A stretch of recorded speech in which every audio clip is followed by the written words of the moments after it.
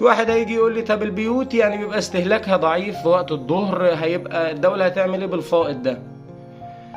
هنا بقى الذكاء، الدولة بتاخد الفائض من بيتك ومن ملايين البيوت في عز الظهر وبتضخه فورا للشركات والمصانع والمستشفيات والمصالح الحكومية اللي سحبها بيكون مرعب للكهرباء في الوقت ده. بكده الدولة بتهدي محطاتها الكبيرة الصبح وبتوفر الغاز عشان نستخدمه بالليل لما الشمس تغيب والناس ترجع بيوتها. الربط بالشبكة القومية هو المعادلة السحرية اللي الكل فيها كسبان.